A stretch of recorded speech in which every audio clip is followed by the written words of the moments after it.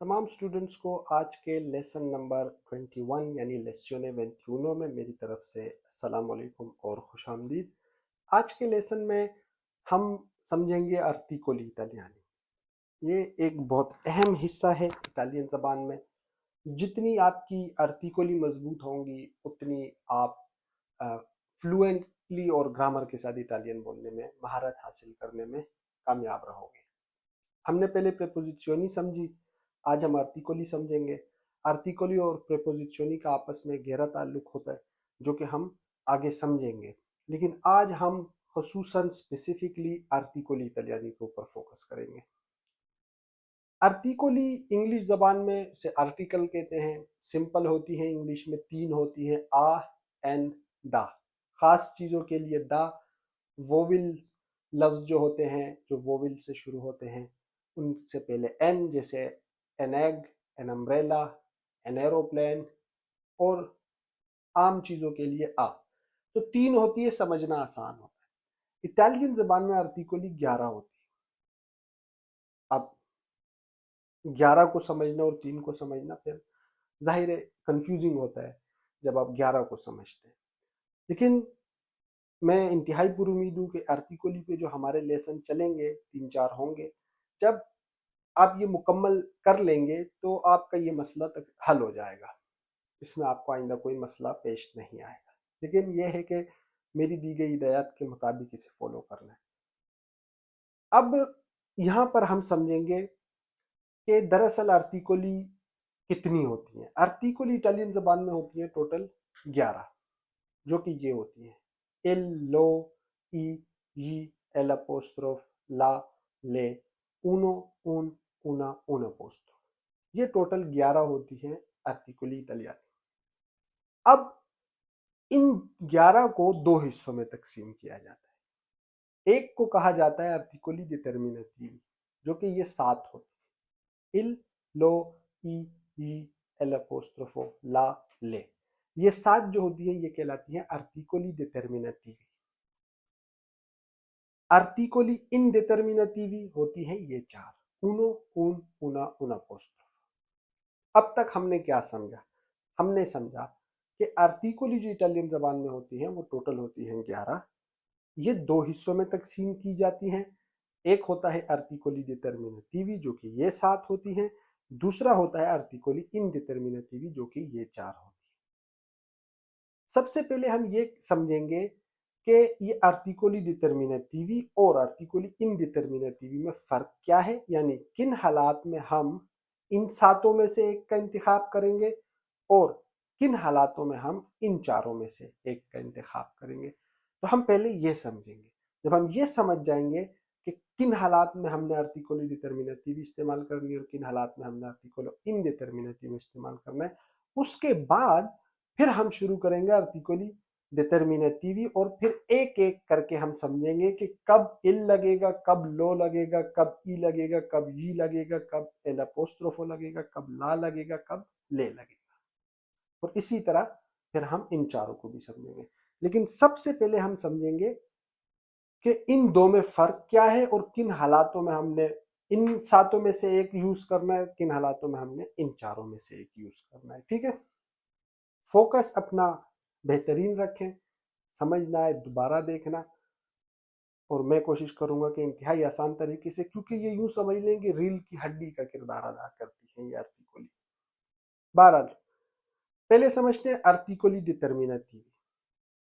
जब कभी आप किसी मशहूर, खास, अहम या मालूम जगह की बात कर रहे हो, जगह, चीज, इंसान, यानी कोई भी जगह, चीज, इंसान जो कि खास हो, अहम हो, मशहूर हो या मालूम हो, यानी कि आप जानते हो, तो उसके लिए आप इस्तेमाल करते हैं आर्टिकोली डिटर्मिनेटिव। और जब कभी आप बात कर रहे होते हैं आम चीज की, नॉट रियली इंपॉर्टेंट, गैर मशहूर चीज की या जगह की या इंसान की, ठीक है, जब आप गैर मशहूर चीजों की बात कर रहे होते हैं तो फिर आप इस्तेमाल करते हैं आर्टिकोली इनडिटर्मिनेटिव। जबकि खास अहम मालूम चीजों के लिए आप इस्तेमाल करते हैं आर्टिकली डिटर्मिनेटिव।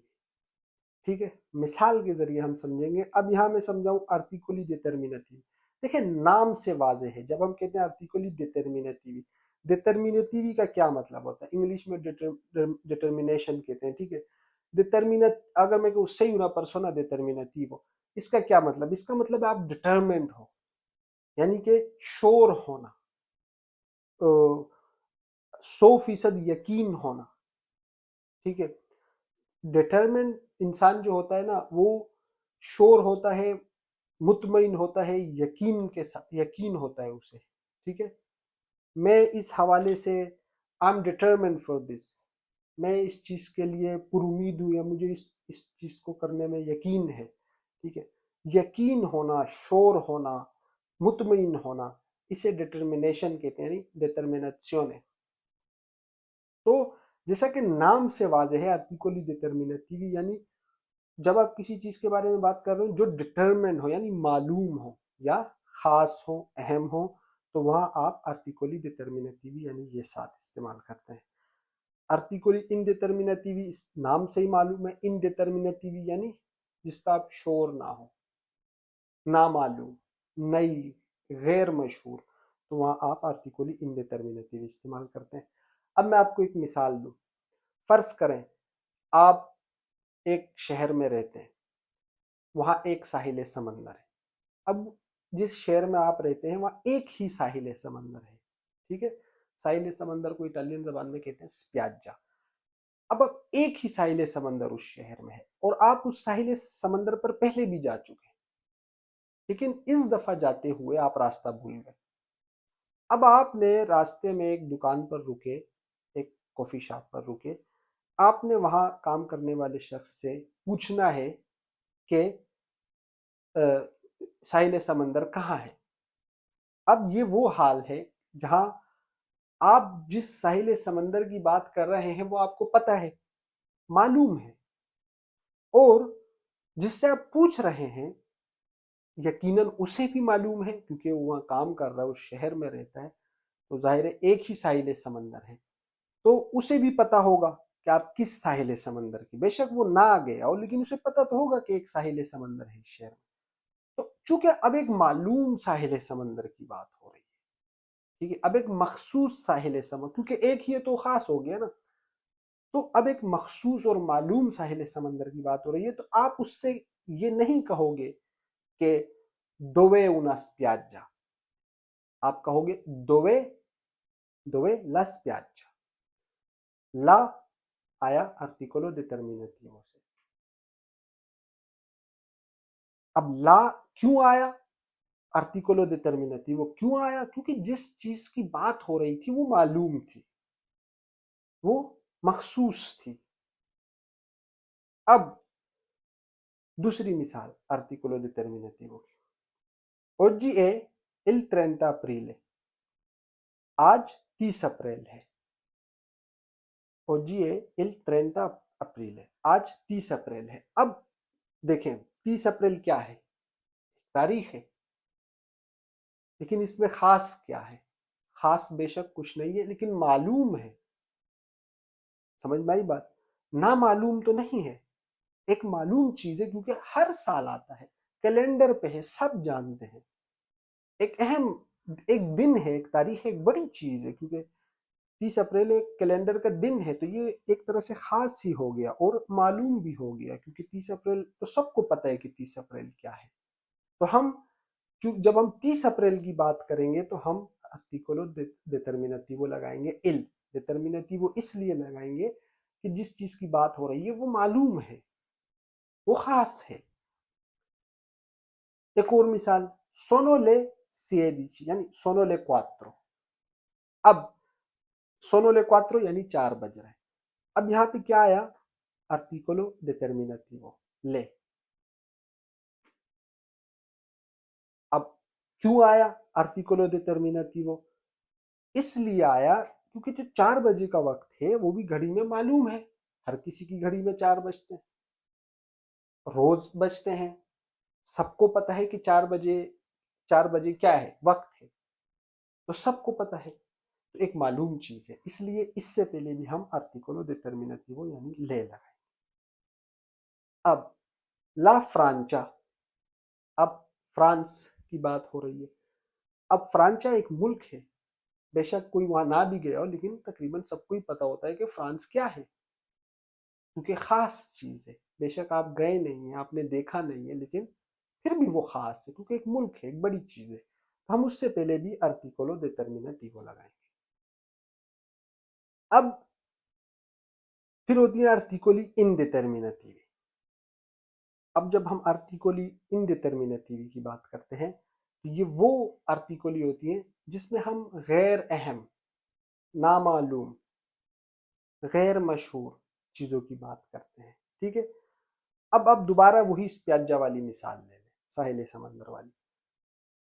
आप जो है दूसरे शहर से आए, इस दफा आप फर्ज करें कि आप उस शहर में नहीं रहते।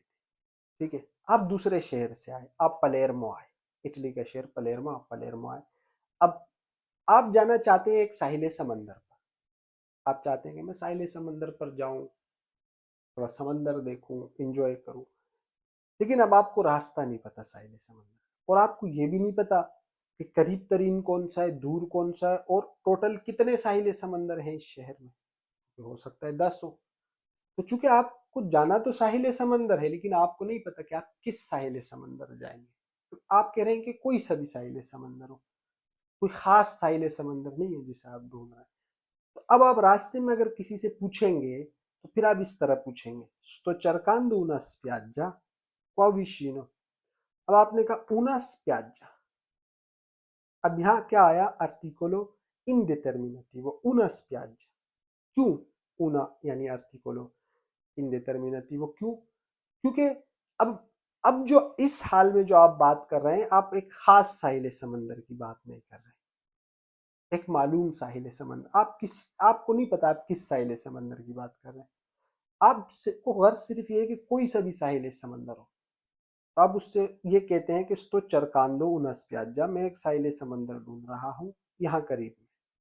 या आप यूं भी कह सकते हैं mi scusi, mi sa dire dove una spiaggia qua vicino। या आप कह सकते हैं mi scusi, ma sa se c'è una spiaggia qua vicino। क्या आपको पता है कि यहाँ करीब एक साहिल समंदर है, या आप मुझे साहिल समंदर का रास्ता बता सकते हैं। तो जब आपको किसी खास साहिल समंदर ना जाना हो, अगर कि कोई सा भी साहिल समंदर, तो फिर आप कहोगे una spiaggia। लेकिन आपको जब पता हो कि आप किस साहिल समंदर की बात कर रहे हैं, तो फिर आप कहोगे la spiaggia। ठीक है। तो ये फर्क होता है आर्टिकोली डिटर्मिनेटिवी और इनडिटर्मिनेटिवी। अब आर्टिकोली इंडिटर्मिनेटिवी की एक और मिसाल, अब आप कल शाम बाहर गए, घूमे फिरे, रास्ते में आपको कोई मिल गया, लड़का या लड़की, 2-1 मिनट बात हो गई, पहले कभी नहीं देखा था, एक नया नामालूम शख्स मिला। ठीक है। तो अगर आप सुबह अपने दूसरे दोस्त को बताते हैं कि मैं कल एक लड़के से मिला, या मैं कल एक लड़की से मिला, तो आप कहोगे ho conosciuto un ragazzo। ठीक है। यहाँ ऊना आएगा, ऊना रगात्सा। ठीक है। ये मैं आल लिखना भूल गया, बहरहाल आप ऐड कर देना, ओ conosciuto una ragazza। या आप कहोगे ओ conosciuto un ragazzo। तो ये आ है, एन के बाद आ है, ये ऊना है। तो या आप कहोगे ओ conosciuto una ragazza, मैंने मैं एक लड़की से मिला, मेरी एक लड़की से जान पहचान हुई। या ho conosciuto un ragazzo, मैं एक लड़के से मिला। अब यहाँ una ragazza या un ragazzo जो है आर्टिकोली इनडिटर्मिनेटिव है। क्यों? क्योंकि आप जिस ragazzo या ragazza यानी लड़का और लड़की की बात कर रहे हैं, वो नामालूम है, पहली दफा आप मिले हो, खास नहीं है, एम नहीं है। लेकिन फर्ज करें कि अब आप 3 दोस्त हैं। ठीक है। तीनों बैठे हैं, इतने में एक लड़का आता है, आप लोगों से 5-10 मिनट बात करता है। अब आप तीनों ने उससे बात कर ली। ठीक है। 5-10 मिनट बात हुई, तो वो लड़का चला गया। अब कल आपको अकेले में वही लड़का दोबारा मिला, और उसने आपसे कोई मदद मांगी, यार मुझे 100 यूरो उधार दे दो। आपने कर दी बिलफर्ज। नेक्स्ट डे आप अपने उन्हीं 2 दोस्त जो कि पिछली दफा आपके साथ थे, तो ये लड़का आया था, आप उनसे मिले और आपने कहा Ma sapete, ho visto il ragazzo che avevamo incontrato insieme. अब आपने क्या किया, ho visto il ragazzo, आपने नहीं कहा कि ho visto un ragazzo, आप कहोगे ho visto il ragazzo che avevamo visto altro ieri, यानी कि अब आप उन्हें कह रहे हो कि यार मैं उस लड़के से मिला, या मैंने वो लड़का देखा जो हमने कुछ दिन पहले देखा था, या जिससे हम कुछ दिन पहले मिले थे।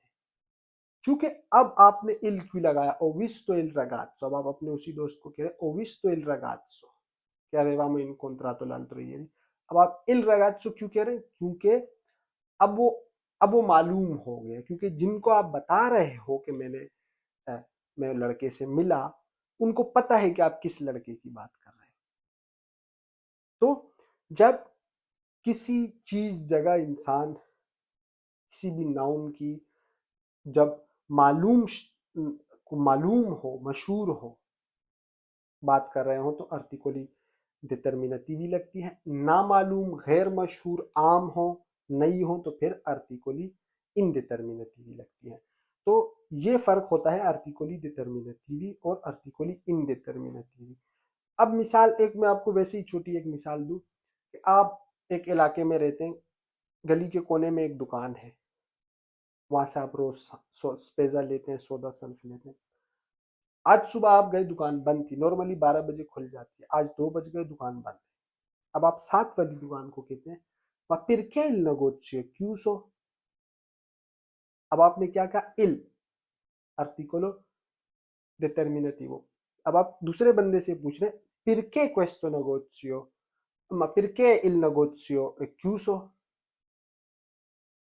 या नेक्स्ट डे आप जाएं उसी बंदे के पास जिसकी दुकान बंद थी, आप अगले दिन गए और आपने कहा ma perché il negozio era chiuso? perché il negozio era chiuso? या आप कह लें perché il negozio era chiuso ieri? कल दुकान क्यों बंद थी? perché il negozio era chiuso ieri? कल दुकान क्यों बंद थी? आप उसी दुकानदार से पूछ रहे हैं, लेकिन अब आप क्या कह रहे हैं, il negozio, perché il negozio era chiuso ieri। आपने il इस्तेमाल किया, यानी आर्टिकलो डिटर्मिनेटिवो इस्तेमाल किया। क्यों? क्योंकि आप जिस दुकान की बात कर रहे हैं वो मालूम है, उसे भी पता है कि आप किस दुकान की बात कर रहे हैं, और आपको भी पता है एक मालूम दुकान है, एक खास दुकान है, तब आप आर्टिकलो डिटर्मिनेटिवो इस्तेमाल करोगे। लेकिन अगर आप इस इलाके में नए मूव हुए हैं और आपको नहीं पता कि यार यहाँ पे स्पेजा करने के लिए कोई दुकान है नहीं है, आपको नहीं पता, तो आप बाहर गए, आप एक कॉफी शॉप में गए, आपने उनसे पूछा mi scusi, mi sa dire se c'è un negozio qui vicino dove posso fare la spesa? अब आप क्या कह रहे हो, mi scusi, mi sa dire se c'è un negozio qua vicino dove posso fare la spesa। मैंने क्या कहा, un negozio, एक दुकान। क्यों मैंने उन का आर्टिकलो इंडेटर्मिनेटिवो, क्योंकि अब मैं तो वैसे ही पूछ रहा हूँ कि यार यहाँ कोई दुकान है जहां से मैं खरीदारी कर सकता हूँ। mi scusi, mi sa dire se c'è un negozio qua vicino dove posso fare la spesa? क्योंकि मुझे गर्ज नहीं है कि कौन सी दुकान, क्योंकि दुकान मालूम नहीं है, मुझे सिर्फ कोई भी दुकान हो जहां से मैं स्पेजा, क्योंकि अब नामालूम, गैर अहम और कोई खास नहीं है, मालूम भी नहीं है, तो इस हाल में आप कहूंगा un negozio, ma c'è un negozio qua vicino dove posso comprare le sigarette। यानी कि जब आप नामालूम आम चीजों की बात कर रहे हो तो आर्टिकली इनडिटर्मिनेटिव, और जब मालूम, खास, अहम, मशहूर चीजों की बात कर रहे हो तो आर्टिकली डिटर्मिनेटिव। तो ये तो अब हमने फर्क समझा कि आर्टिकली डिटर्मिनेटिव क्या होती है और इनडिटर्मिनेटिव क्या होती है, और टोटल ये कितनी होती है। अब आगे हम समझेंगे आर्टिकली डिटर्मिनेटिव की जो 7 हैं, इनको हम एक एक कर कर समझेंगे कि अब इल किन हालात में इस्तेमाल होगा, लो किन हालात में इस्तेमाल होगा, ई ये सारे एक एक करके अब हम इन्हें स्पेसिफिकली आगे समझेंगे।